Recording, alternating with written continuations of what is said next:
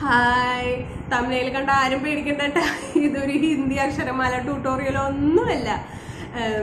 എന്തായാലും ഇവിടെ മുംബൈയിലെത്തിയല്ലോ, കുറച്ച് നാൾ ഇവിടെ ഉണ്ടാവുമല്ലോ. അപ്പൊ മെയിനായിട്ട് വേണ്ടത് എഴുതാനും വായിക്കാനും പറയാനും അറിയാണ്ടത് തന്നെയാണല്ലോ. പറയാനുള്ളത് പിന്നെ നമ്മൾ വർത്താനം പറഞ്ഞു തന്നെ പഠിക്കണോ.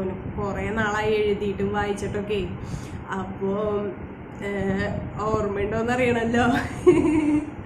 അണ്ണാമൂത്താലും മരങ്ങേറ്റാൻ മറക്കോന്ന് അറിയണല്ലോ. പിന്നെ മറ്റേ സിനിമയില്ലേ, അതാ അവഞ്ചേഴ്സ്, അതിൽ അയാളത് അതിങ്ങനെ പിടിക്കുമ്പോ ഇതിങ്ങനെ ആ ചുറ്റിക വരുന്ന പോലെ അക്ഷരങ്ങളൊക്കെ ഇങ്ങനെ വരുന്നുണ്ടോന്ന് അറിയണല്ലോ. അപ്പൊ ഞാൻ വിചാരിച്ചു ഒന്ന് എഴുതി നോക്കിയേക്കാം, പൊടി തട്ടിയെടുത്തേക്കാം എന്ന് വെച്ചു. അങ്ങനെ ഞാൻ എഴുതിയതാണ് കേട്ടോ. ഞാൻ ആദ്യമായിട്ട് ഹിന്ദി പഠിക്കണത് 4-ന്ന് 5ലേക്ക് ജയിച്ച വെക്കേഷനാണ് കേട്ടോ. എൻ്റെ സ്വന്തം ചിറ്റ തന്നെയായിരുന്നു എൻ്റെ ആദ്യത്തെ ഹിന്ദി ഗുരുനാഥ എന്ന് പറയുന്നത്. കുഞ്ഞനെ നഴ്സറിയിലാക്കിയിട്ട് പാവം ചിറ്റ വന്ന് കുറേ എഫേർട്ട് ഇട്ടുണ്ട് എന്നെ ഒന്ന് പഠിപ്പിക്കാൻ. നല്ല പഠിച്ചായിരുന്നു ഞാൻ.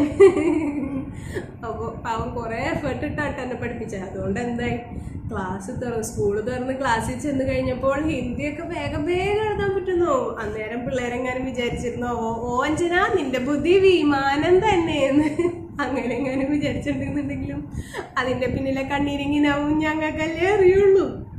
അപ്പം എന്തായാലും ഒന്ന് എഴുതി നോക്കാമെന്ന് വെച്ചു കേട്ടോ അക്ഷരങ്ങളെല്ലാം.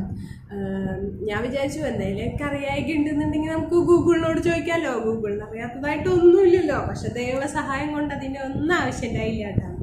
എല്ലാം അക്ഷരങ്ങളെല്ലാം കിട്ടി, കാണിച്ചു തരാം കേട്ടോ. അപ്പം ഇതാണ് കേട്ടോ ഹിന്ദി അക്ഷരമാല. അപ്പം എല്ലാവരും കണ്ടോളൂ.